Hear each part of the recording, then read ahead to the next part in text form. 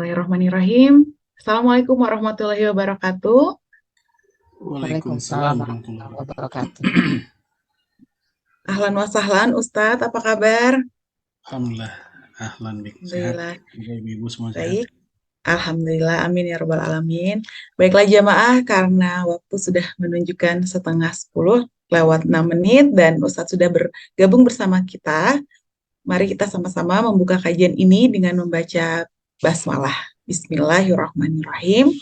Bismillahirrahmanirrahim. Innal hamdalillah nahmaduhu wa nasta'inuhu wa nastaghfiruhu wa na'udzubillahi min syururi anfusina wa min sayyiati a'malina may yahdihillahu fala mudhillalah wa may yudhlil fala hadiyalah. Asyhadu an la ilaha illallah wahdahu la syarikalah wa asyhadu anna Muhammadan abduhu wa rasuluhu amma ba'd. Qala Allah Ta'ala fil Qur'anil Karim, Bismillahirrahmanirrahim, yarfa'illahu alladhina amanu minkum walladzina utul ilma darajah. Alhamdulillah segala puji bagi Allah yang telah memilih kita, meluangkan waktu kita sehingga di tengah-tengah kesibukan dan aktivitas kita pada pagi hari ini kita semua dapat berkumpul di majelis ilmu yang insya Allah penuh barokah ini. Amin Allahumma amin, dan semoga sebagaimana Allah kumpulkan kita pada pagi hari ini, seperti ini pula kelak Allah akan mengumpulkan kita di surganya. Amin Allahumma amin. Salawat dan salam semoga senantiasa kepada junjungan kita manusia yang paling sempurna akhlaknya, Nabi besar Muhammad Shallallahu Alaihi Wasallam, beserta seluruh keluarga dan para sahabatnya, dan semoga kita dan anak keturunan kita termasuk golongan orang-orang yang kelak akan mendapatkan syafaat beliau. Amin ya robbal alamin. Baiklah, untuk menambah keberkahan kajian kita pada pagi hari ini, marilah kita sama-sama menyimak bacaan Al-Quran yang akan dibacakan oleh Uni Fitri dan sari tilawah yang akan dibacakan oleh Mbak Tuti kepada Uni, dan Mbak Tuti saya persilahkan. Assalamualaikum warahmatullahi wabarakatuh. Waalaikumsalam warahmatullahi wabarakatuh. A'udzu billahi minasyaitonir rajim. Bismillahirrahmanirrahim. Ya ayyuhalladzina amanu la tat Ya ayyuhalladzina amanu la taqrabus salata wa antum sukara hatta ta'lamu ma taquluna wala junuban illa abiri sabilin hatta taghtasilu wa in kuntum marda aw ala safarin aw jaa'a ahadum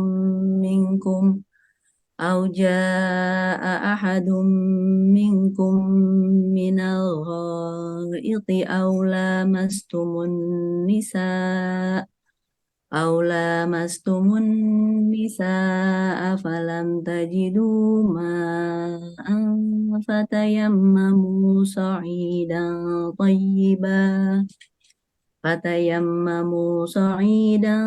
tayyiban famsahu biwujuhikum wa aydikum innallaha kana afuwan ghafura.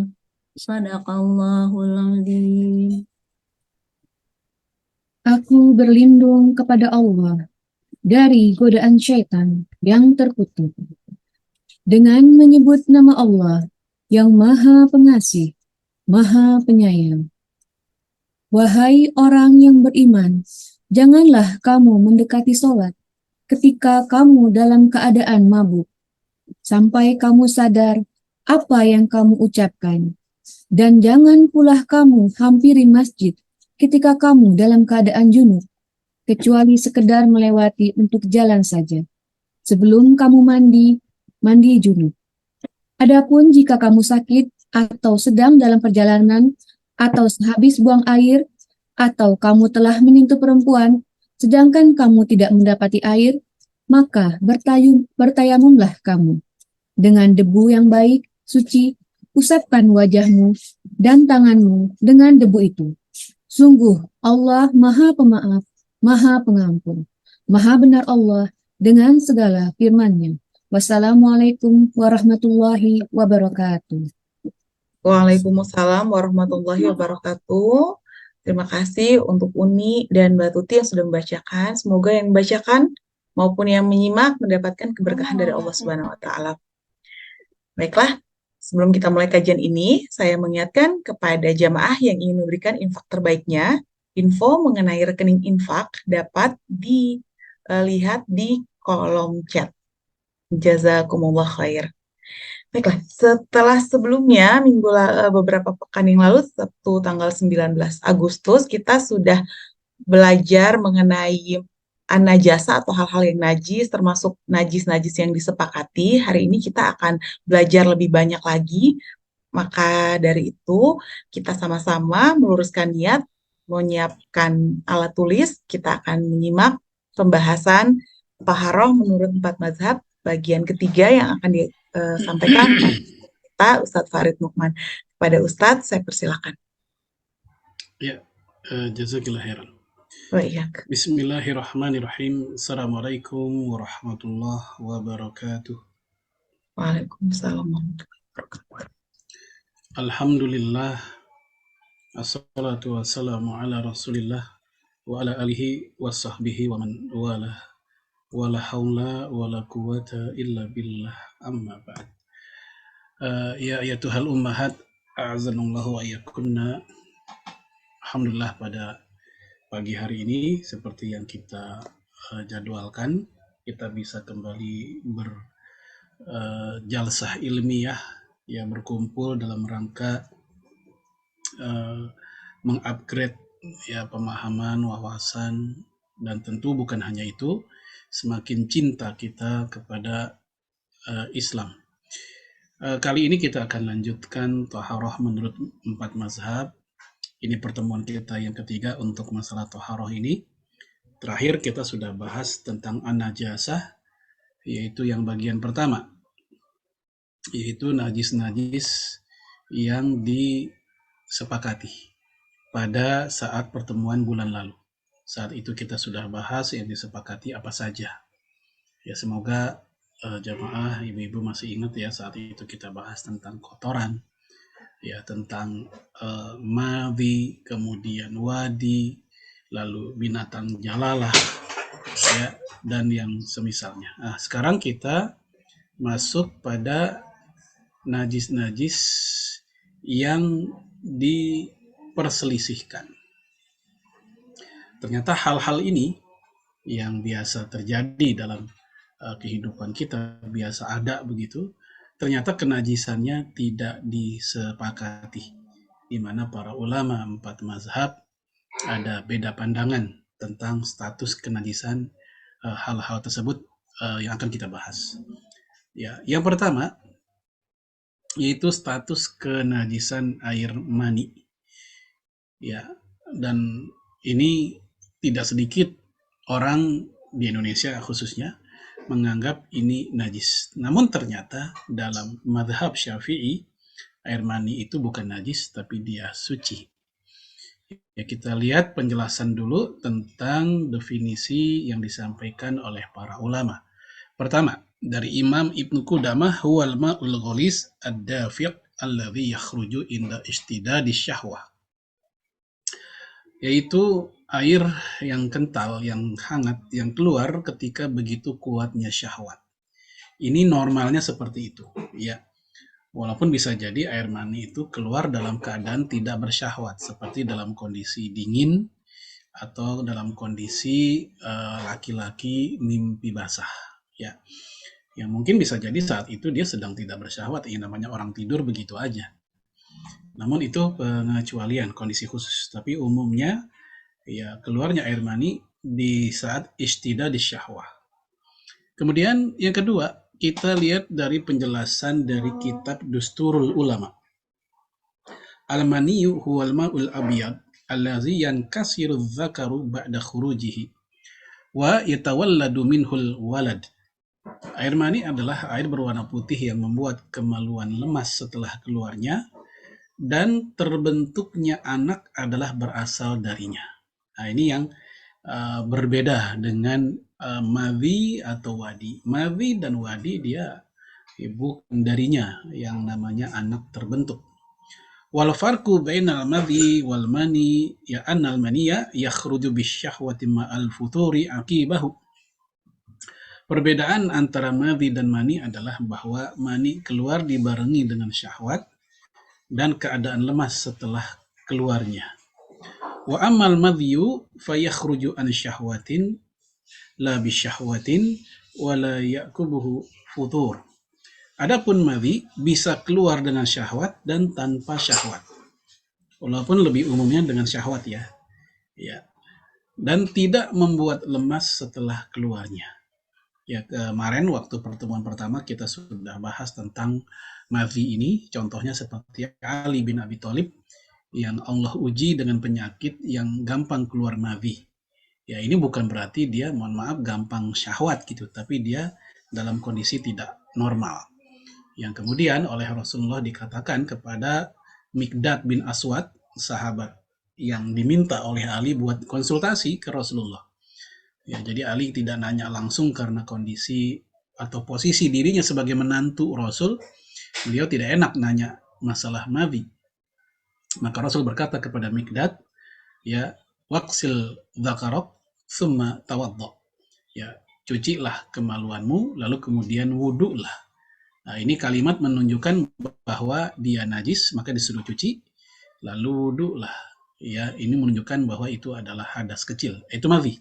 Sementara air mani, dia bukan sekedar hadas kecil, tapi dia adalah hadas besar. Yang cara menghilangkan kondisi darinya bukan dengan wudu, tapi dengan al-ghusl, mandi. Baik, sekarang kita lihat petanya. Ya, bagaimana menurut pandangan para ulama 4 mazhab status kenajisan dari air mani? Untuk mazhab Hanafi itu adalah najis. Ya, mazhabnya Imam Maliki juga mengatakan najis. Dalil mereka yaitu seorang sahabat berkata, aku bertanya kepada Aisyah tentang air mani yang mengenai pakaian. Lalu Aisyah menjawab, aku pernah mencucinya dari pakaian Rasulullah Shallallahu Alaihi Wasallam. Lalu dia keluar untuk sholat dan bekas cuciannya itu masih ada di pakaiannya. Jadi gamis Rasulullah itu ada bekas air mani. Lalu oleh Aisyah dicuci, lalu gamis itu dipakai oleh Rasulullah untuk keluar dan sholat. Nah, aktivitas mencuci ini menunjukkan bahwa air mani itu najis. Sebab kalau dia nggak najis, ya ngapain pakai dicuci segala, kan dia masih suci begitu. Maka ketika itu dicuci oleh Aisyah, itu menunjukkan bahwa dia adalah najis. Ini juga pendapat Abu Hurairah, Hasan al-Basri dan yang lainnya. Baik, dua mazhab mengatakan itu ya najis. Sementara mazhab Syafi'i dan Hambali mengatakan itu adalah suci. Ya, kita lihat dalilnya. Ya, bahwasanya air mani hanyalah sebagaimana ingus dan ludah. Kamu cukup mengelapnya dengan sehelai kain atau dedaunan. Dan hadisnya kuat. Ya, hadisnya kuat. Dan penyerupaan dengan ingus dan ludah menunjukkan bahwa dia suci. Karena tidak ada yang mengatakan ingus dan ludah itu najis. Ya, dan bagi mereka, ya, hadis yang tadi disampaikan bahwa Aisyah mencuci pakaian tadi itu, bagi mereka itu tidak menunjukkan indikasi najis. Ya, karena itu masih multitafsir. Karena orang mencuci bukan semata-mata bahwa itu benda najis. Ya, karena bukan hanya kena air mani. Pakaian kita kesiram kuah ketupat aja kita cuci, bukan berarti kuah ketupat najis kan. Tapi karena memang dia ya kotor aja. Nggak pantas, nggak nyaman. Maka ketika Aisyah mencuci pakaian Rasul yang kena air mani itu, kata mazhab Syafi'i dan Hambali, itu bukan bermakna itu najis, tapi memang itu kotor dan memang sebagusnya dicuci, bukan karena itu najis. Dan dari sinilah lahirnya manusia, baik para nabi, ya, kemudian orang soleh, para wali, ya, dan seterusnya. Maka kalau itu dikatakan najis, maka struktur tubuh manusia seluruhnya adalah najis. Karena berasal dari saripati dan dasar yang najis. Ya, ini alasan-alasan dari pihak yang mengatakan suci. Nah, lalu bagaimana pandangan para muhakkik, para peneliti? Nah, di antaranya Syekh Said Sabiq, yaitu yang paling bawah, dan saya mohon maaf ini belum saya terjemahkan, mungkin ibu-ibu bisa menyalin saja. Yang mana beliau mengatakan, "Dhahaba ba'dul ulama ilal qawli binajasatihi." Sebagian ulama mengatakan bahwa air mani itu najis. Wazahir, namun yang benar, annahu tahirun, bahwa air mani itu suci. Walakin yustahabbu, tetapi dianjurkan, disukai, disunnahkan, ghusluhu, untuk mencucinya, idza kana rotban, kalau masih basah. Ya, kalau masih basah dicuci. Ya, kemudian ya wa farquhu, dan dikerik, ingkana ya bisan, kalau seandainya udah kering. Ya, kalau masih basah cuci, kalau udah kering ya dikerik. Ya, kita lihat di sini Said Sabiq mengatakan wazahir, pendapat yang lebih kuat, annahu, bahwa itu adalah tahir, suci. Dan terus terang saya pribadi lebih ikut pendapat bahwa air mani itu suci, namun tetap sebagusnya dibersihkan, karena memang ketidaknyamanan dan ketidakpantasan lah kalau itu masih ada, baik dalam kondisi basah atau dalam kondisi kering. Baik, ini yang pertama tentang masalah kenajisan air mani. Nah, kalau seandainya kita ketemu ustadz, kiai, ajengan, atau para ulama yang mengatakan itu najis, ya tentu kita tidak mempermasalahkan, karena memang itu bagian dari pandangan para fuqaha yang 4, yaitu khususnya mazhab Hanafi dan Maliki. Begitu. Baik, ini yang pertama yang diperselisihkan, yaitu kenajisan air mani. Yang kedua, yang diperselisihkan pula, yaitu anjing, al-kalbu, anjing. Ya, kita lihat di situ. Ya, dalam mazhab Hanafi, yang suci adalah bulu, kulit, dan kuku. Bulu anjing, kulitnya, dan kukunya. Bagi mazhab Hanafi, ini adalah suci. Liurnya najis. Ya, liurnya tetap najis. Ya. Kemudian mazhabnya Imam Malik. Nah, ini mazhab yang paling longgar ya dalam masalah anjing ini, mazhab Maliki. Bagi mazhab Maliki, seperti di Aljazair, Maroko, Tunisia, ya mereka mengatakan anjing itu suci seluruhnya.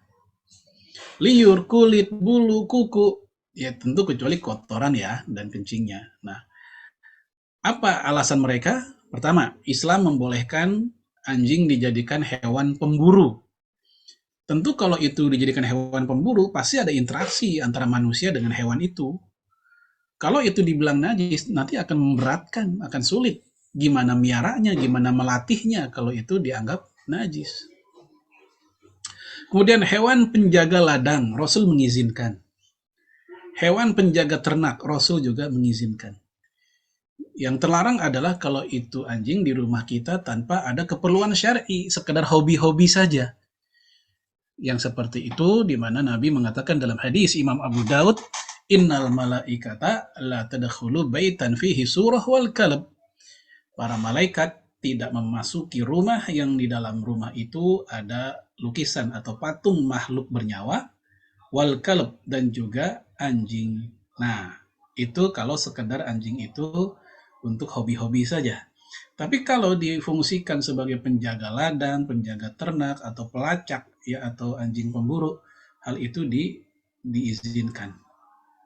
Nah, bagi mazhabnya Imam Malik, ya, adapun perintah cuci bejana yang airnya diminum anjing, ya, dicuci 7 kali, salah satunya dengan tanah, bagi golongan Malikiyah itu tidak menunjukkan itu najis, tetapi itu memang ketaatan kita kepada Rasul. Ikutin aja udah, pokoknya kalau ada anjing jilat atau minum di bejana, di ember kita buang, kita cuci dan seterusnya, itu karena kita taat ke Rasul, bukan karena itu adalah najis. Itu kata golongan Maliki.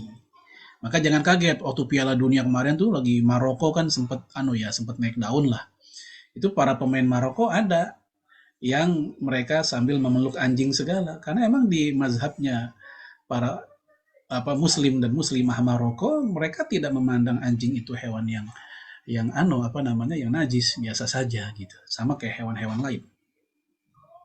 Kemudian mazhab Syafi'i. Nah, kalau mazhab Syafi'i ini kayak antitesisnya mazhab Malik dalam hal ini, ya, dalam masalah anjing. Bagi mereka kebalikannya, semuanya najis. Ya, semuanya najis. Mau liur, bulu, kuku dan kulit.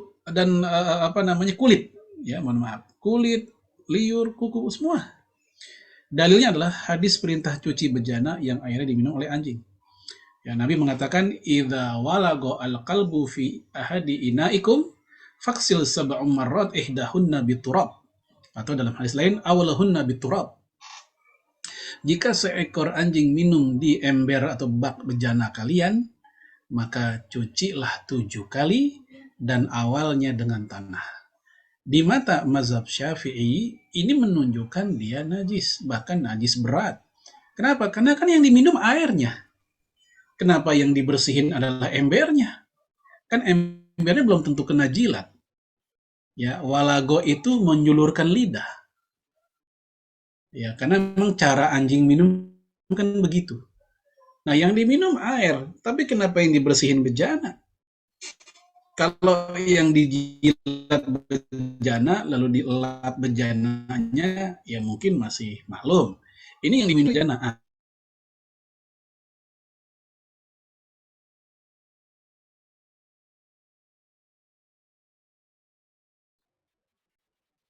Mohon maaf Ustadz, Dari sepertinya pori-porinya.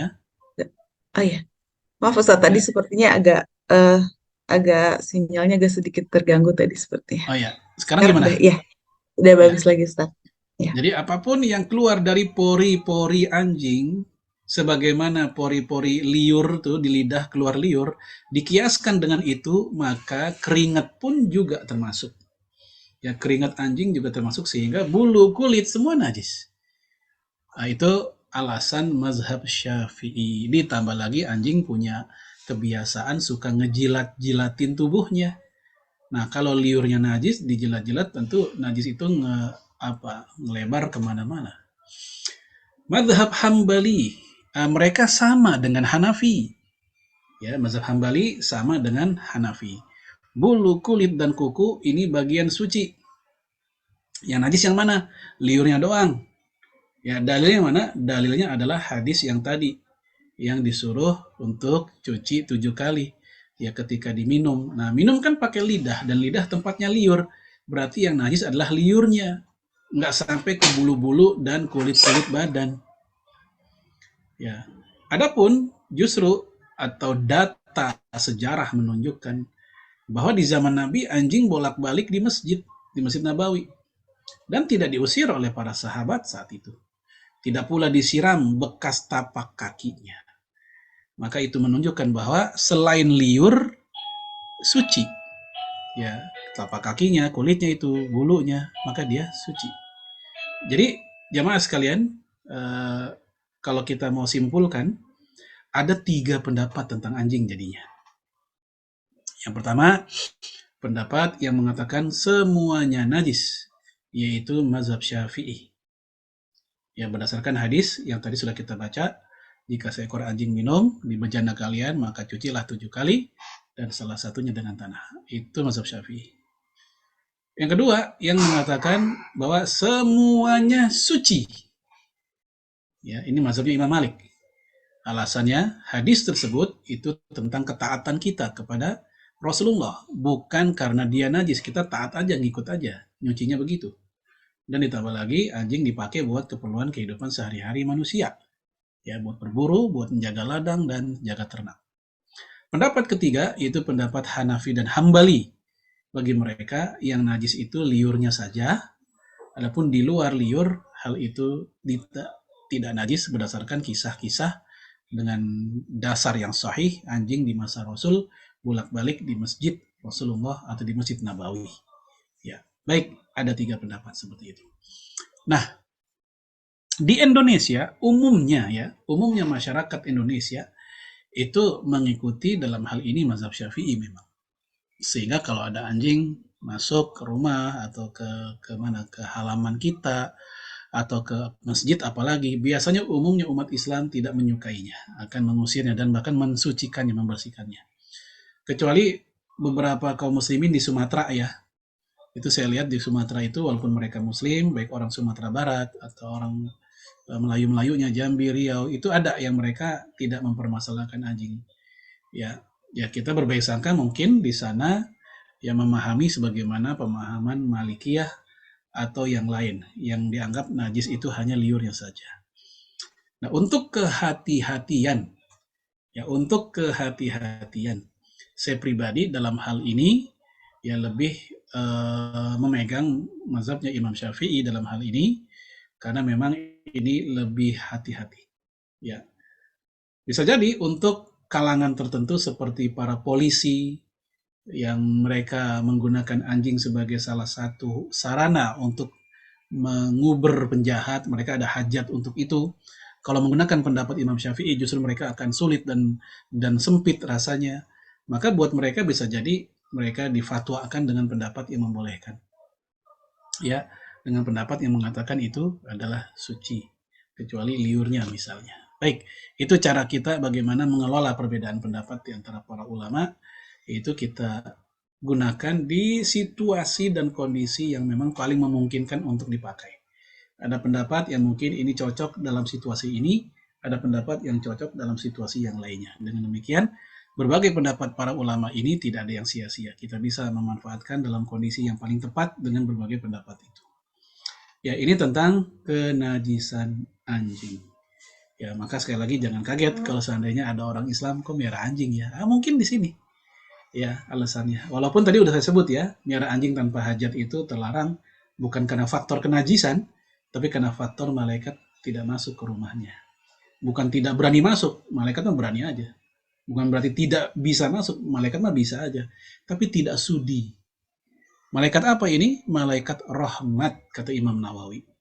Ya, bukan malaikat pencatat. Bukan malaikat pencabut nyawa, malaikatul maut, malakul maut mah nggak ngaruh. Ya, jangan sampai ada orang salah tafsir. Ya, saudaranya atau orang tuanya lagi kritis sakaratul maut, buru-buru dia beli anjing ditaruh di rumah biar malaikat pencabut nyawa nggak datang. Nah, itu nggak ngaruh. Ya, itu malaikat maksudnya malaikat rahmah. Yang ketiga, yaitu kenajisan minuman keras, khomer. Ya, khomer bendanya ya tersentuh oleh kita, bukan diminum. Kalau minum sepakat semuanya haram, bahkan itu termasuk dosa besar. Ya, dalam hadis Baihaqi dikatakan khomer itu ummul khaba'ith, induknya kejahatan, induknya keburukan. Kalau masalah minum sepakat itu diharamkan. Tapi ini bukan masalah minum, tapi megang, nyentuh khomer. Kadang di kepolisian mereka menyita ribuan botol minuman keras. Kemudian mereka pun menghancurkannya, ditaruh, kemudian kelindes, ya, pakai mesin giling biasanya. Itu sangat mungkin bocorannya atau apa tuh, ya banjir atau apa, itu bisa mengenai mereka. Nah, ini gimana statusnya? Ternyata 4 mazhab mengatakan itu najis. Berdasarkan ayat innamal khamru wal maisiru wal ansabu wal azlamu rijsun min amali syaitan. Sesungguhnya minuman keras, judi, kemudian sesajian, dan mengundi nasib semuanya adalah rijsun. Rijsun artinya kotor. Ya, sebagian mengatakan najisun.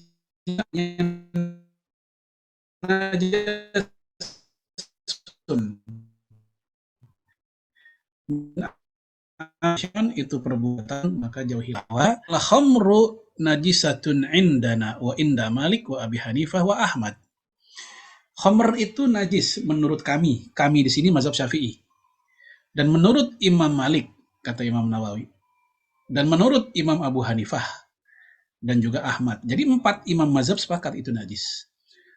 Ya, wasairil ulama, dan seluruh para ulama bilang itu najis. Illa, kecuali mahakahul qadhi Abu Thayyib, ya, seperti yang diceritakan oleh Al-Qadhi Abu Thayyib, ya, wa ghairihi, dan selainnya, an Rabi'ah Syekh Malik, dari Rabi'ah gurunya Imam Malik. Jadi dulu Imam Malik punya guru namanya Rabi'ah, ya, wa Daud, kemudian Daud Az-Zahiri, annahuma qala, bahwa mereka berdua mengatakan hiya tahiratun, ini adalah suci.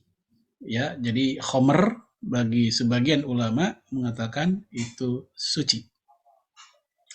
Dalam Al-Mawsu'ah Al-Fiqhiyah Al-Kuwaitiyah, ya, kita lihat di situ, dhahaba jumhurul fuqaha, mayoritas ahli fikih, jadi bukannya ijma, ila annal khamra najisatun, minuman keras itu najis, kal bauli wad dami, seperti air kencing dan darah, li thubuti hurmatiha wa tasmiyatiha rijsan, karena telah pasti keharamannya dan dia dinamakan dengan rijsnya. Saya bilang tadi rijs itu ada yang bilang najis, seperti Imam An-Naisaburi misalnya.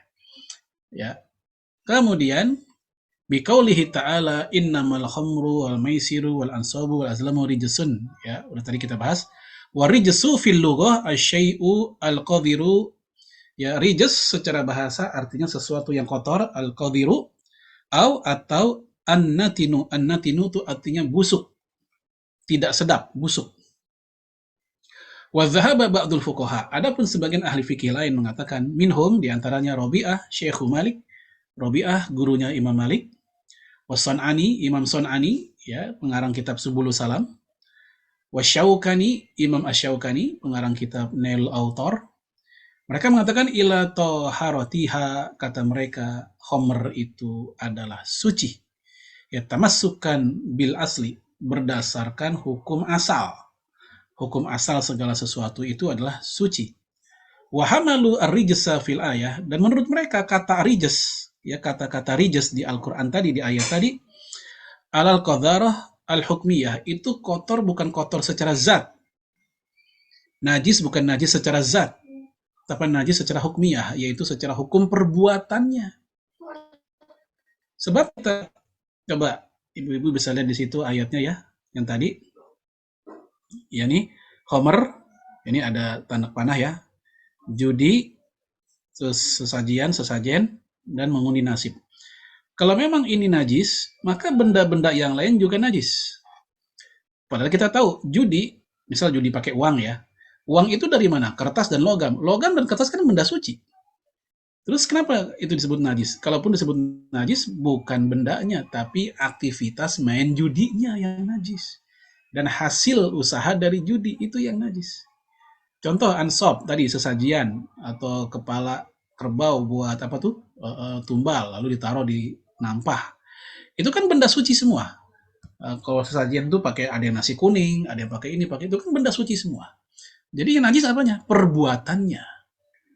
Ya.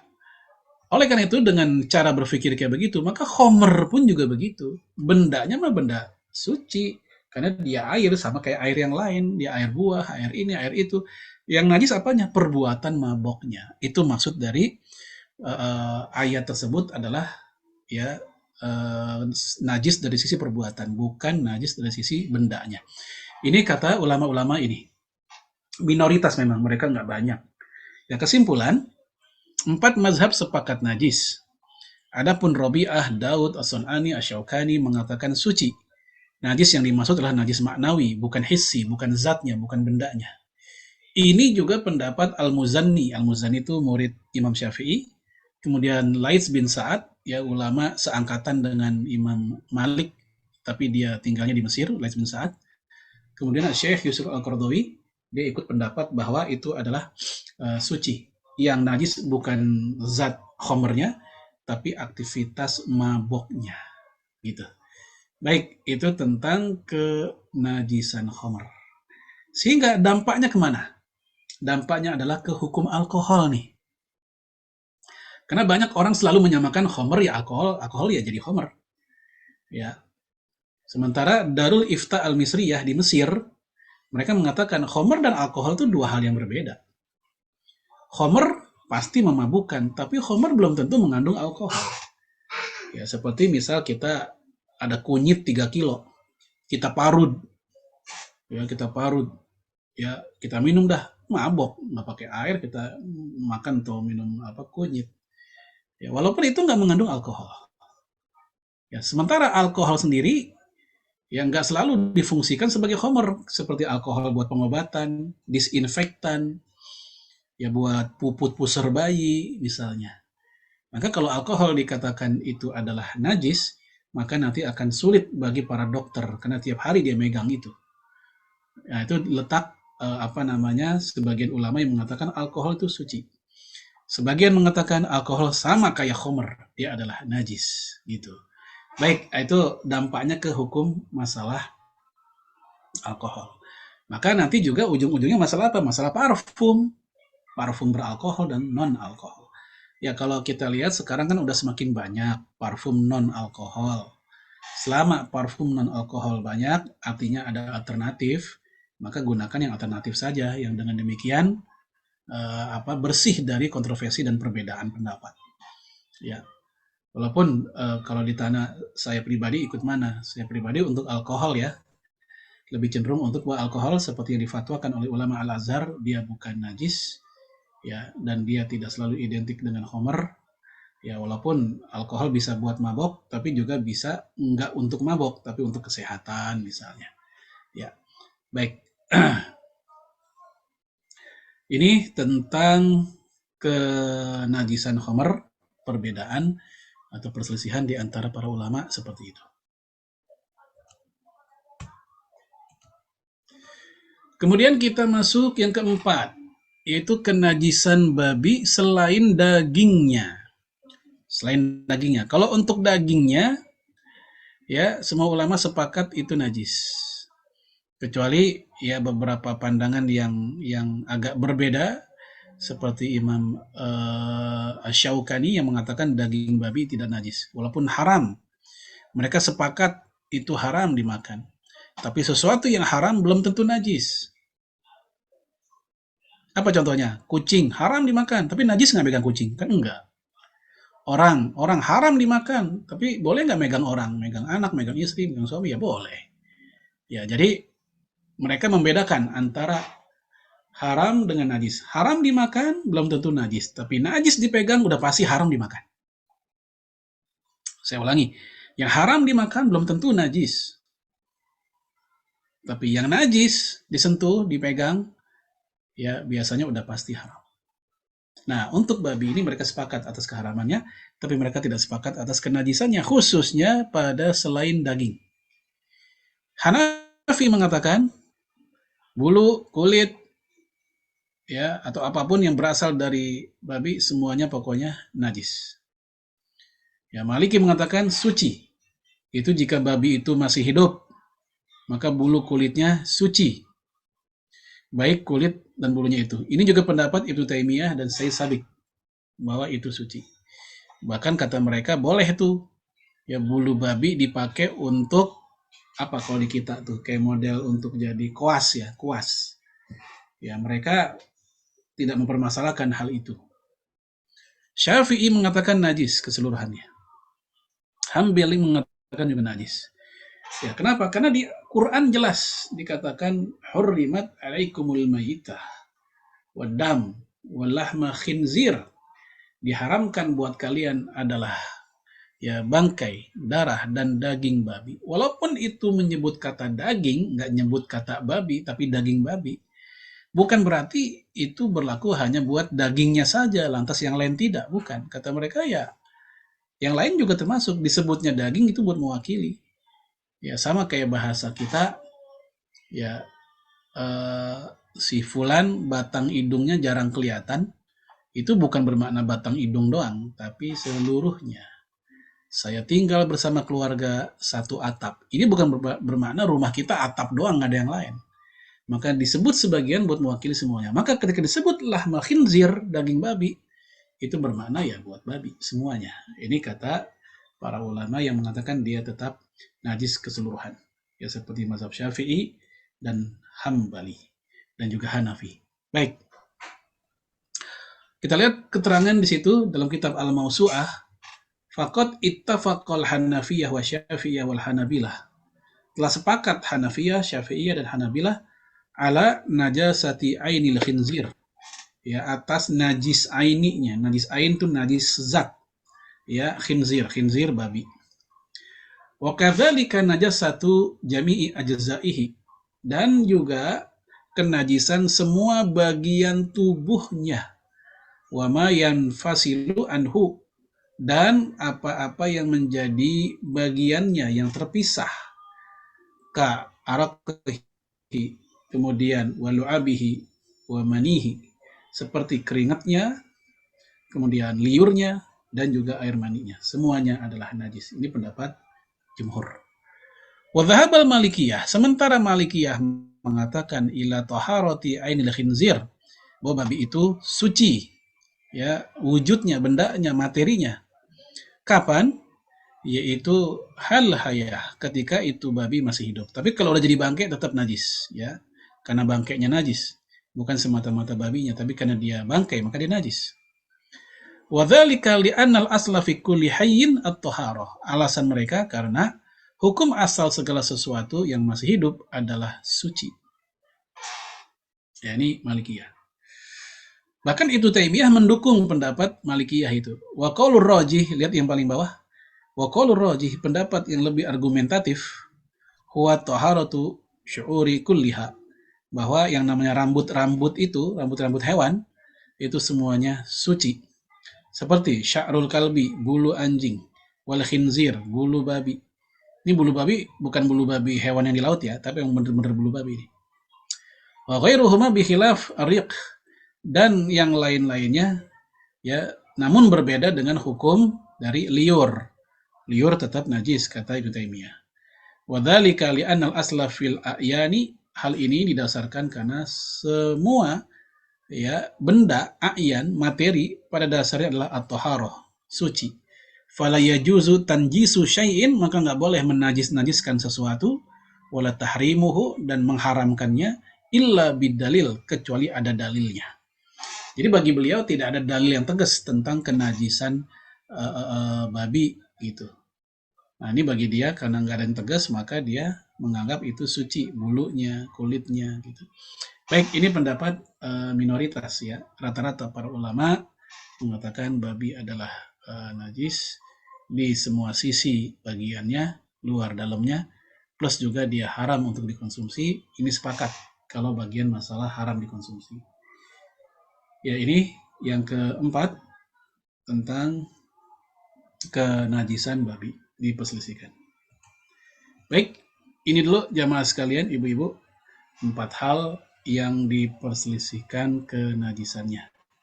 Ya, masih ada hal-hal lain ya yang belum kita bahas, tapi segini dulu ya. Air mani, kemudian anjing, lalu khamr, tadi udah kita tambahkan dengan pembahasan alkohol, lalu kemudian juga babi selain dagingnya. Oleh karena itu, Syed Sabik misalnya, atau Syekh bin Bas misalnya, mereka pas ditanya boleh nggak sih kalau di perhiasan tuh rumbai-rumbai ya, bulu-bulu rumbai-rumbai itu kalau ada di sejadah atau di karpet gitu. Itu bagi mereka rumbai-rumbai itu kalau diambil dari bulu babi, bagi mereka itu bukan masalah. Yang penting ya ketika diambil dalam keadaan dia masih hidup, sehingga dipakai, dicukur dan dijadiin bulu babi. Nah, saya pribadi tentu agak-agak belum menerima ya tentang bahwa bulu babi atau babi itu najis ya, suci.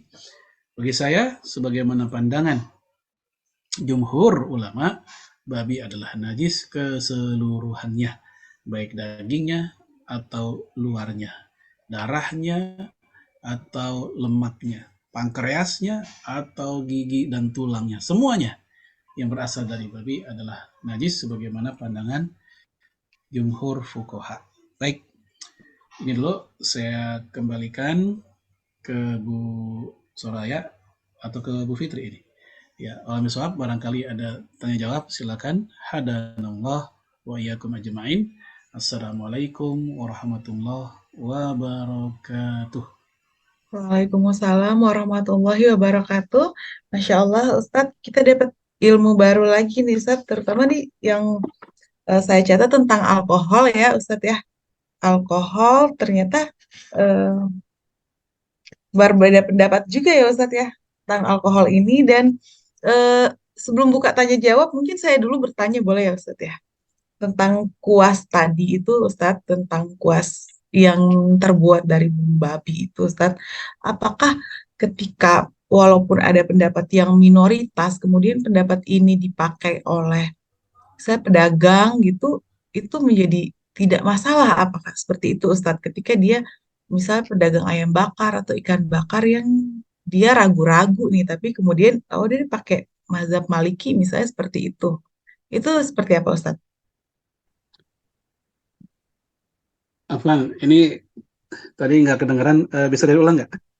Oh iya, Sempat. ini Ustadz, ya, ini yang tentang bulu babi Ustadz yang ada di kuas, sepertinya kan itu dulu ada sempat ramai ya, dagang saya menggunakan bulu babi, yang dia tuh sepertinya dia tidak tahu apakah ini kemudian eh, boleh dia berdalil dengan, oh ini pakai mazhab Maliki nih bahwa ini nggak haram nih karena kan udah eh, nggak dalam keadaan hidup gitu ambilnya, atau seperti apa Ustadz? Ya, eh, kalau ada orang mengambil pendapat yang enak-enak, yang ringan-ringan, bukan didasari komparasi dalil dan ilmu, itu tidak boleh. Oh, Ya. Semata-mata dia ada interest, karena dia pedagang, apa misalnya, pedagang koas, ayam pedagang pedagang ayam pedagang- bakar tapi kuasnya dari bulu oke, babi misalnya, pedagang apalagi tuh, martabak misalnya ya. martabak ya. Hmm. Udah tahu di luar sana masih banyak koas lain yang suci, alternatifnya banyak. Ya, tapi dia tetap ngambil yang itu. Ini nggak boleh. Ya, kenapa? Karena tetap bagaimanapun juga khurujan minal khilaf afdol. Keluar dari perselisihan, dari kontroversi itu lebih utama. Ya, apalagi kalau dia ngambil pendapat yang enak-enak itu bukan karena faktor dalil, tapi dia ngerasa, ah ini lebih pas nih buat usaha saya. Jadi bukan kondisi yang mendesak, tidak ada keterdesakan sama sekali untuk itu. Karena alternatif sangat banyak. Beda kasusnya kalau kondisi emang mau nggak mau kita harus memilih pendapat yang tidak biasa, karena memang kondisi. Misal kita di Indonesia meyakini ya laki dan istri nggak boleh sentuhan kalau habis wudhu. Tapi pas mereka berdua lagi umroh, jutaan manusia ngumpul di sisi-sisi apa namanya Ka'bah. Kalau mereka pakai pendapat mazhab Syafi'i itu kan menyulitkan buat mereka, bisa nggak kelar-kelar nanti toafnya karena batal mulu.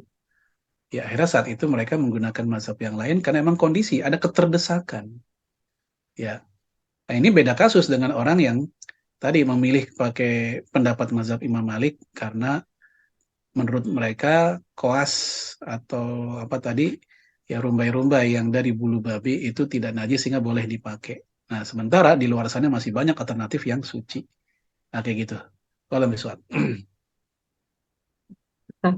Dan untuk hukumnya sendiri kita makan makanan yang diolesi sesuatu yang najis itu menjadi haram ya Ustaz, atau seperti apa Ustaz?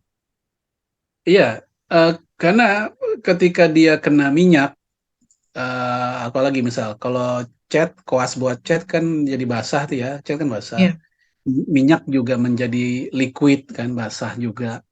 Ya, kata Imam Suyuti, ya kalau itu najis, kemudian kena basah dan menjadi basah lagi, dia menjadi najis, tetap najis.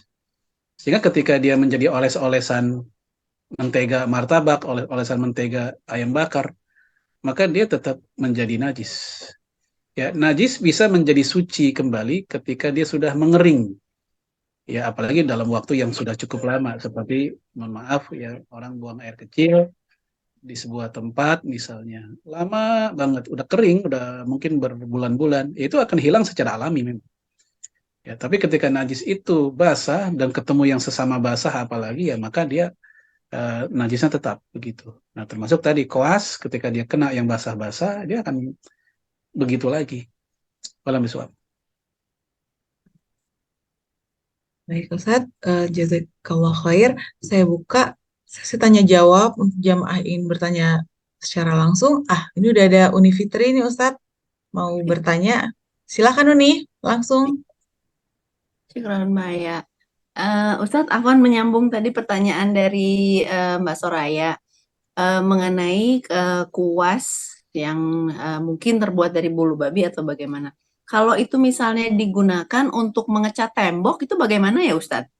Apakah itu nggak boleh? Walaupun apa bisa mengambil Ya, eh, apa yang tadi Ustadz jelaskan ketika dia kering, dia udah nggak jadi itu lagi, apa nggak jadi najis gitu, atau gimana? Karena saya pernah waktu itu dapat info gitu sampai ada seorang teman itu yang benar-benar mereka tuh apa namanya, wah ini nggak boleh nih kayak gini, wah kayak gini. Terus saya pikir apakah memang begitu menyulitkannya? Memang sih mungkin ada ya yang roll-rollan itu, tapi kan mungkin kalau tukang kadang-kadang mereka ya sedapatnya aja gitu. Apa gimana Ustadz? Mohon penjelasannya. Syukur. ya. Yang perlu diperhatikan pertama kali adalah betulkah yang beredar ini merupakan bulu babi? Itu dulu. Jangan-jangan ini baru sekedar isu saja ya. Itu dulu. Kalau memang kita tidak meyakininya, ya kita anggap itu isu atau belum terbukti lah. Ya kan ada beberapa merek itu sempat dituduh bulu babi, kayak merek Eterna, ya kan. Kemudian yang warnanya biasanya kuning atau krem tuh biasanya tuh. Kan koas kan ada yang krem, ada yang hitam tuh. Kalau hitam kan yang kayak hijau.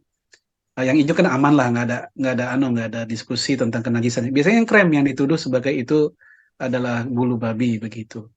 Nah, kalau seandainya kita yakin bahwa itu betul-betul bulu babi, ya maka sedapat mungkin kita hindari selama masih ada alternatif. Dan banyak kok alternatifnya yang koas besar, ukuran kecil yang warnanya hitam kayak ijuk begitu. Ya, itu kalau kita yakin. Tapi kebalikannya kalau kita tidak meyakini, kayaknya itu belum ada bukti yang kuat deh misalnya. Baru isu omongan dari mulut ke mulut, ya dari MUI sendiri juga nggak ada penelitian atau belum ada pembuktian masalah itu. Kalau memang seperti itu ya kita kembali ke hukum asal. Selama belum ada indikator bahwa dia najis, maka selama itu pula dia suci. Sehingga kita sebagai konsumen nggak dibebani untuk ngerepot-repot nanya ke yang dagang orang material, bang ini kuasnya pakai babi atau bukan? Ya mungkin dia juga tersinggung, beli enggak nanya lagi, misal begitu. Oleh karena itu kembali ke hukum asal saja kalau memang kita tidak meyakini atau kita masih ragu-ragu atas kenajisan atau status kebulu babian dari apa koas. Ya sebab kalau kita cari-cari juga emang menyulitkan kita sendiri ya dan juga bisa menyinggung perasaan yang dagang segala macam atau malah jatuhnya nuduh. Ya bisa-bisa kita dituntut balik oleh pihak perusahaan produsen koasnya. Ya siapa bilang kami pakai itu. Makanya saya katakan tadi ini butuh ada pemastian dulu. Kalau ternyata nggak pasti, kembali ke hukum asal saja, semuanya suci sampai ada dalil bahwa dia najis gitu. Sehingga kita nggak repot, nggak pusing dalam masalah itu. Kalau misal, ya, Ya Ustadz, syukran Ustadz. Cuman memang saya sedikit apa menyampaikan juga bahwa selama ini kan memang masih hanya dugaan ya Ustadz ya, dan tidak ada iya, lembaga yang kemudian apa ya membuktikan bahwa memang si misalnya si merek-merek tertentu itu memang dari bulu babi. Cuman mereka mengatakan kemungkin ini dari bulu binatang, kemungkinan kan hanya gitu ya Ustadz ya. iya, iya, iya, masih berita burung aja. Baik Ustadz, jazakallah khair. Oh iya, kawan. Ini kamera saya nggak bisa dibuka ya? Iya, Ustadz. Nggak bisa, belum kelihatan, Ustadz. Baik, sambil menunggu Ustadz buka kamera, mungkin kita bisa pakai kaidah yang dijelaskan di bulan lalu tuh nih, al yakinu la yuzalu bisyak ya. Kalau yakin kayaknya ini Iya, bukan bulu babi ya. Mungkin seperti itu ya hmm, Ustadz ya. Nah, iya, iya. ini sudah ada yang raise hand lagi, Ibu Desti. Silakan Ibu Desti bertanya langsung pada Ustadz. Ya, Assalamualaikum warahmatullahi wabarakatuh. Waalaikumsalam Salam. warahmatullahi Izin wabarakatuh. tidak menyalakan kamera ya, Mbak. Aku kan lagi ada uzur. Menarik Ya, ya membicarakan tentang babi karena banyak sekali unsur-unsurnya babi ini yang ternyata memang bermanfaat untuk kehidupan kita. Nyatanya seluruh bagiannya itu ternyata najis dan ini memang belum dipahami sepenuhnya ya. Kayak misalnya ada brand-brand terkenal yang dia menggunakan sepatu dan tas dari kulit babi. Kalau kita nggak jeli, kita mungkin nggak tahu kalau itu adalah kulitnya kulit babi. Nah, kalau misalnya tas dan sepatu ini dari kulit babi, hukumnya bagaimana ya dipakai oleh Muslim? Karena ada juga netizen yang juga nyelaknya selama tidak dimakan kan nggak apa-apa, ini cuma bersentuhan dengan kulit. Dan tadi juga Ustadz bilang kalau dia hukum apa karena kering bersentuhan dengan kulit pun tidak masalah begitu ya. Kalau saya kurang paham, Ustadz mohon dikoreksi. Itu yang pertama. Yang kedua, bagaimana kita memberikan pemahaman ini ke teman-teman yang kita tahu mereka Muslim tapi masih menggunakan tas ataupun eh, tas ataupun sepatu yang jelas-jelas itu memang bahannya kulit babi, yang mungkin pemahamannya juga memang masih belum ya. Dan bagaimana caranya kita memberi pemahaman dan yang tidak menyinggung perasaannya, karena mungkin bisa dianggap ilmu kita ini sama nih, sama-sama dasar tuh, jangan mengguruin gitu Ustadz. Assalamualaikum warahmatullahi wabarakatuh. Waalaikumsalam warahmatullahi wabarakatuh. Ya, memang kadang sebagian masyarakat kita itu eh, apa namanya, mungkin lebih tepatnya belum utuh ya pemahamannya. Ini kan kita nggak makan, ya emang nggak dimakan, tapi kan disentuh. Ya, kita udah bahas tadi, ada sesuatu yang najis udah pasti haram dimakan. Sesuatu yang haram dimakan memang belum tentu najis. Nah, untuk kenajisan babi sudah disampaikan tadi, mayoritas ulama mengatakan najis. Ya, karena ketika Allah katakan fa innahu rijsun, rijsun itu salah satu maknanya adalah najis. Nah, adapun ketika kulit babi itu dijadikan gesper, sepatu dan tas, itu jumhur juga ya, mayoritas mengatakan itu tidak boleh. Ya, berbeda dengan hewan yang bisa dimakan, lalu kemudian kulitnya disamak, maka itu boleh. Seperti kita tahu sapi, kambing silakan. Tapi untuk yang enggak bisa dimakan, ya maka dia tidak bisa digunakan. Seperti misalnya kulit babi tadi. Ya, saya akan bacakan dari kitab Al-Islam Su'al wal Jawab. Wal Azhar, pendapat yang benar, anna jildal haywan, kulit hewan, alladzi la yu'kal lahmuhu ghairu tahir, yaitu hewan yang enggak bisa dimakan, contoh kayak babi enggak bisa dimakan, maka kulitnya ghairu tahir, tidak suci. Sawaun, sama saja. Ya, dabagun, dubigo, amlam yudbak. Baik udah disamak dulu, disamak itu dikasih garam biar lemaknya pada hilang, kemudian dijemur tuh disamak ya. Baik udah disamak atau tidak disamak, itu sama aja bagi hewan-hewan yang haram. Yaitu sama-sama najis. Li'annal juluda an-najasah, karena kulit dari hewan yang najis la tutahhir bid-dibaq, tidak bisa menjadi suci walaupun disamak. Lihat. Walaupun disamak dan menjadi kering, maka dia tidak menjadi suci. Ya, ini berbeda kaidahnya dengan yang tadi saya sampaikan tentang kenajisan air kencing kemudian jadi kering. Karena memang dia akan hilang secara alami. Tapi kalau ini netap, kenajisannya babi itu dia menetap. Ya, mau kering, mau basah, untuk babi itu sama. Itulah kenapa saya bilang tadi menghindar lebih hati-hati. Ya, namun di saat kita tidak yakin kalau itu mengandung babi, kita yakinnya itu bersih saja, itu bulu yang biasa, misal dalam hal kawas tadi, ya kita pegang sesuai keyakinan bahwa dia bebas dari babi. Tapi kalau untuk yang yakin ini kulit babi, bener tuh cirinya, ada titik 3, kan gitu. Termasuk kerupuk kulit tuh, hati-hati, kan katanya kerupuk kulit juga yang beredar di pasaran juga hati-hati. Cirinya adalah kalau kerupuk kulit terlalu bersih, terlalu putih, itu biasanya kulitnya bukan kulit sapi itu. Adapun yang ini, yang kulit sapi biasanya agak warnanya agak gelap begitu. Tapi ada ciri kalau kulit itu ada titik 3, titik 3, titik 3 itu bentuknya.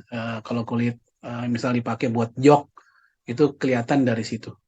Ya, walam bisawab. Nah, itu kalau kita yakin ini kulit babi dari jadi sepatu, jadi gesper, jadi tas, maka kembali ke hukum yang tadi dikatakan oleh Syekh Muhammad Shalih Al-Munajjid, pendapat yang lebih kuat, yang lebih hati-hati, hewan yang nggak bisa dimakan, kulitnya tetap najis. Dan dia disamak atau nggak disamak, sama saja.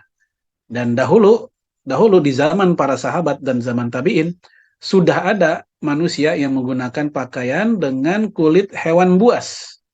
Harimau, udah ada tuh. Dan itu langsung disinggung oleh para sahabat yang lain, itu tidak boleh. Jadi udah ada respon dari para sahabat yang lain, itu tidak dibolehkan. Karena hewan buas dilarang dimakan, maka kulitnya pun juga terlarang untuk dimanfaatkan buat pakaian kita. Tapi kalau untuk non-pakaian, beduk misalnya gitu, yang kita nggak sentuh langsung, kalaupun disentuh mungkin kita pakai benda yang lain lah, sarung tangan misalnya. Itu masih bisa dipakai. Kayak misalnya alkohol tadi. Alkohol kalaupun dibilang najis nih, tapi karena dia nggak diminum, ya dipegang juga oleh dokter, maka dia dima'fu anhu, dimanfaatkan untuk yang lain, masih bisa gitu. Tapi kalau saya sarankan sih, apapun yang menggunakan babi, selama tidak ada kedaruratan, maka selama itu pula kita tinggalkan. Saya akui banyak banget benda-benda yang mengandung babi sebenarnya. Ya, porselen rumah, kemudian tadi koas, sabun, kemudian alat-alat kecantikan, make up, kemudian apalagi kemarin tuh yang vaksin-vaksin. Ya, selama sudah ada alternatif yang non menggunakan babi, maka jangan menggunakannya. Para ulama hanya membolehkan kalau memang darurat. Dulu zamannya belum ada meningitis yang sapi, dulu ya. Sekarang kan udah pakai sapi.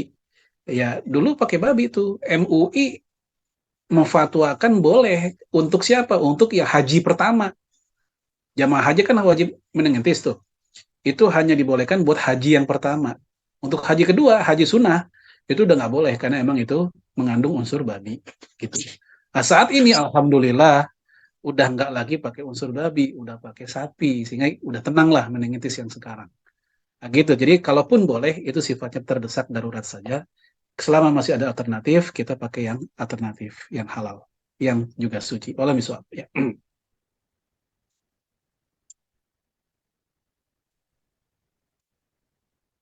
Ya, iya Ustadz, ini sudah boleh buka kameranya, udah bisa buka kameranya mungkin Ustadz?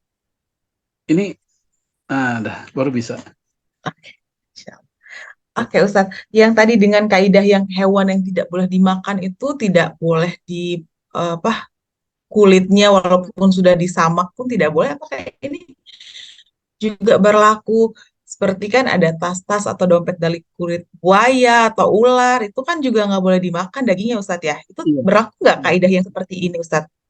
Iya, betul. Ini di beberapa kitab para ulama kita, kemudian juga beberapa dalilnya, mereka menyebutkan tentang makruhnya menggunakan kulit hewan, yang mana hewan itu nggak bisa dimakan. Ini diberikan contoh, bukan hanya babi sebenarnya, tapi juga ada kulit singa, kulit ular bahkan. Nah, ini banyak yang pakai nih. Ya, Iya. banyak tuh yang kulit ular segala macam. Karena ular itu jumhur mengatakan tidak boleh, kecuali mazhabnya Imam Malik yang membolehkan makan ular dengan syarat kepalanya dipotong dulu, gitu. Jadi gini, ibu-ibu ya, untuk masalah makanan, mazhab yang paling longgar itu mazhabnya Imam Malik. Ular, kucing hutan, kalau kucing hutan kalau bahasa kita mungkin bisa kumbang, leopard atau cheetah gitu kan. Bagi mereka itu nggak haram, itu paling ini makruh aja.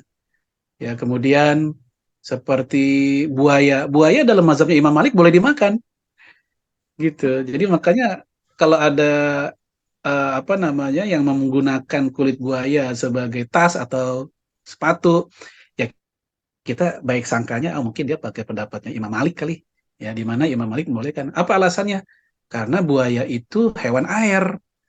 Ya, walaupun dia ke darat, hakikatnya dia bukan bukan hewan darat. Dia mungkin lagi menstabilkan suhu badan doang. Dan hewan air itu hukum dasarnya adalah halal. Ya, seperti hadis uhilat lana maitatan wa damman, dihalalkan buat kita dua darah dan dua bangkai. Apa dua bangkai? Al-hut wal jarot, ikan dan juga jarot. Jarot itu belalang. Ikan ini karena disimbolkan hewan air, maka semua yang ada di air itu halal, termasuk ikan hiu, kemudian buaya. Ya, kemudian di Al-Quran juga ada uhilalakum saydul bahar, dihalalkan buat kalian seluruh hewan yang ada di air, yang di laut. Nah, dari situ alasan golongan Malikiyah bahwasanya buaya itu boleh dimakan. Nah, kalau kayak begitu tuh, ya maka nggak heran kita kalau ada orang yang menggunakan kulit buaya sebagai tas, karena di mata mereka ini nggak termasuk yang diharamkan. Yang bilang haram siapa? Jumhur, 3 mazhab yang lain. Ya, sebagian Hambali ada sih yang mengatakan boleh juga, begitu. Tapi itu dinamika tentang buaya dan ular ya. Jadi kalau buaya dan ular itu nggak sepakat keharamannya, beda dengan babi disepakati. Untuk buaya dan ular, sebagian mengatakan haram, sebagian mengatakan boleh. Tapi lebih banyak yang mengatakan haram. Malam biswab. Baik, jazakallahu khair Ustadz. Saya buka lagi, kalau ada yang mau bertanya, satu lagi boleh. Atau kalau misalnya sudah tidak ada yang bertanya, kita masuk sesi kuis nih Ustadz. Jadi Iya, dari Ustadz memberikan ada 2 temannya. pertanyaan. Iya, jadi siap-siap ya, boleh yang cepet-cepetan ketik aja nih sepertinya. Langsung di kolom chat Ya, ya. Ustadz, 2 nah, pertanyaan. Pertama apa nih Ustadz? 2 pertanyaan ya. Ya, buat 2 peserta. Ya, Satu untuk pertanyaan pertama dulu. pertanyaan yang pertama, eh, tadi di awal kita udah bahas tentang perbedaan pendapat ulama tentang kenajisan air mani kalau nggak salah yang pertama. Kemudian saat tadi ya kita bahas pula tentang perbedaan antara mani dengan madhi. Nah, pertanyaan saya, apakah perbedaan di antara keduanya? Silakan. Baik, apa perbedaan mani dan mazi? Silakan jawabannya bisa ditulis di kolom chat. Ini sepertinya sedang buka-buka catatan ya Ustadz. Ya, Iya, iya silakan. Ada Mbak Dina nih yang jawab mani keluar dengan syahwat, mazi keluar tanpa syahwat. eh, belum pas banget. Belum Mirip pas tapi Bang. belum pas. Nah, Baik. mirip Coba belum. lagi Mbak Dina. Mirip Ayo sih, yang tapi lain masih belum ada pas banget. kesempatan. Berarti belum tepat ya Ustadz ya? Ya, setengah lah. Tapi gimana? Ya, Nanti mirip kita lihat ya sebenarnya ada tapi jawaban yang selanjutnya nah, mungkin lebih tepat ya. lagi. Iya, silakan. Mbak Tuti, mazi najis, mani tidak najis tapi sebaiknya dibersihkan. Ya. Setengah juga apa gimana nih Ustaz? Setengah juga sih sebenarnya. Mavi najis disepakati, betul. Tapi di situ nggak ada kata sepakati kan? Ya, Nggak di ada. jawaban. Untuk Ya. mani tidak najis menurut, nah gitu kan, menurut tadi Syafi'i dan Hambali gitu kan. Adapun yang lain tetap mengatakan najis juga. Hanafi tetap najis itu untuk mani itu. Iya. Ya, eh, perbedaan yang saya maksud bukan perbedaan hukum, tapi perbedaan karakternya, sifat dari kedua benda ini. Baik, jadi lebih ke perbedaan karakter atau sifat bendanya ya, silakan. Ya, Susah ya? silakan. Oh, ini ada Mbak Desti Mani, putih mengandung sel reproduksi, keluarnya menyembur. Mani bening dan keluarnya mengalir. Sepertinya typo, tapi saya bingung nih yang di atas atau Mungkin yang di bawah nih. iya, mungkin itu bukan mani kali yang kedua ya, mavi kali maksudnya ya. Jadi mungkin ya, Ya, iya sepertinya itu. ya mungkin Oh, salah ketik kali atau gimana. Oh iya, iya, jadi mavi ya maksudnya. Mazi yang keluar, yang keduanya Oke, kalau bening, kayak gitu keluarnya betul. mengalir. Betul ya Ustadz ya? Betul, betul. Iya. Oke, baik. Selamat ya untuk Ibu Desti. Ibu Desti nanti bisa menghubungi Mbak Tuti ya, nanti nomor teleponnya. Nah, tuh, bagi pemenang kuis dapat menghubungi Mbak Tuti di nomor yang tertera di kolom chat. Selamat ya buat Mbak Desti. Dan satu pertanyaan lagi, Ustaz. Iya. Ya, tadi eh, ada sebuah apa ya, anggaplah kaidah ya, bahwa ada sesuatu yang haram tapi belum tentu najis. Semoga masih ingat tadi kan kita bilang gitu. Ada najis, nah kalau udah najis udah pasti haram dimakan. silahkan dari kaidah ini contohnya apa? Yang haram belum tentu najis.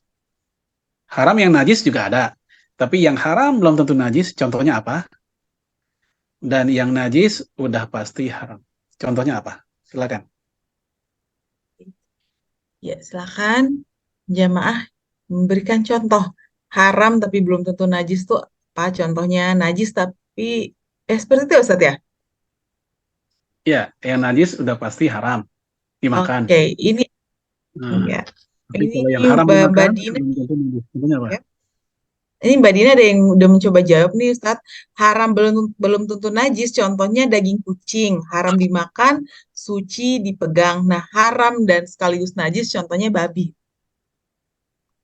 Ya, haram sekaligus najis, contohnya babi. Ya, paling nggak itu pendapat Babi. jumhur ya. Ya. Ya. Terus apalagi tadi? Terus haram belum tentu najis dicontohkannya kucing karena daging kucing kan haram dimakan tapi Ya, suci dipegang. ya, Tepat ya betul juga Ustadz? itu. Ya, betul itu. Oke. Selamat ya buat Mbak Dina. Terima kasih Mbak Desti dan Mbak Tuti yang udah mencoba menjawab ya. Tapi karena yang duluan Mbak Dina, jadi kita berikan hadiahnya untuk Mbak Dina. Terima kasih Mbak Dina dan Mbak Desti. Baik, Masya Allah dengan berakhirnya sesi kuis, maka berakhir pula kajian kita pada siang hari ini. Mari kita tutup dengan doa yang akan dipimpin oleh Ustadz ya.